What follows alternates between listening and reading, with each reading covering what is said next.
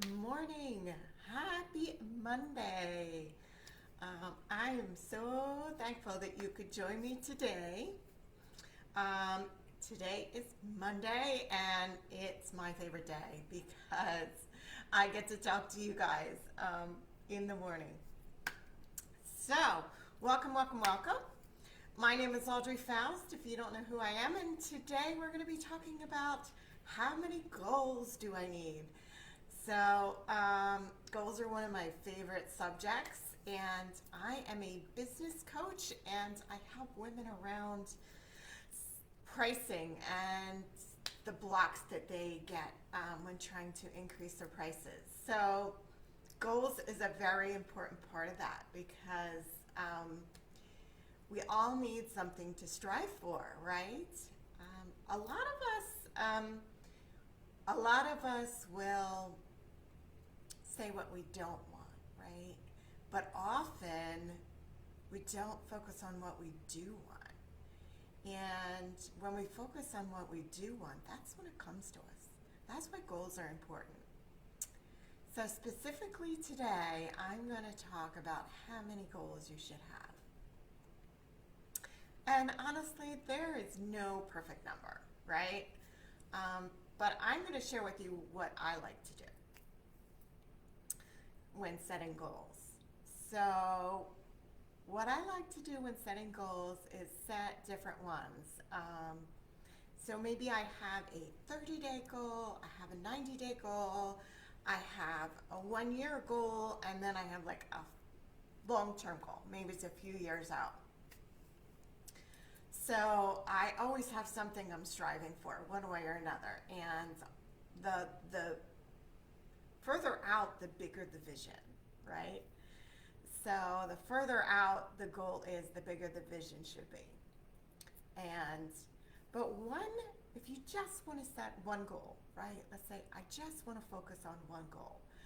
I believe the most important goal to focus on is the 90-day goal. Because often we overestimate what we can do in 30 days and we underestimate what we can do in a year. So that's when, and things change, right? Things change, and you can change your goals all the time. They come higher, right?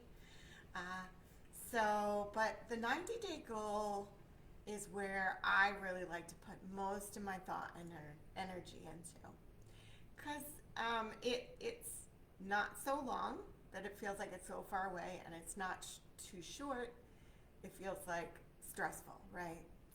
So although I recommend having goals, several goals, for different time periods, the 90-day one is, I feel like, one of the most important.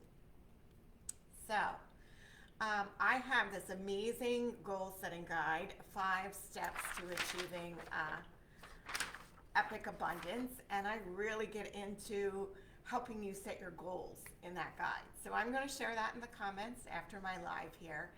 And it's an amazing free little guide I'm giving out this year to help you achieve where you really want to get to this year.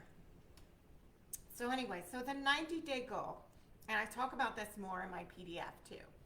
So the 90-day goal I like to set and make it achievable, because that's important, but also make it a little bit of a stretch. And the most important thing about setting goals is action items. So in my PDF, I talk about that a lot more. So when you set a 90-day goal, list out 10 action items, and there's a great worksheet in my PDF that helps you do that. Set 10 action items that's going to get you to that goal. Because often we set goals and we're like, okay, that's just sitting out here, la la la la. I want that, but maybe we don't take the action steps that are needed to achieve that goal. And guess what? It's okay if we don't get there. It's totally fine. But if you list some action steps, you're going to move ahead. You're going to move forward. the only place those action steps can take you is forward if you follow through with them.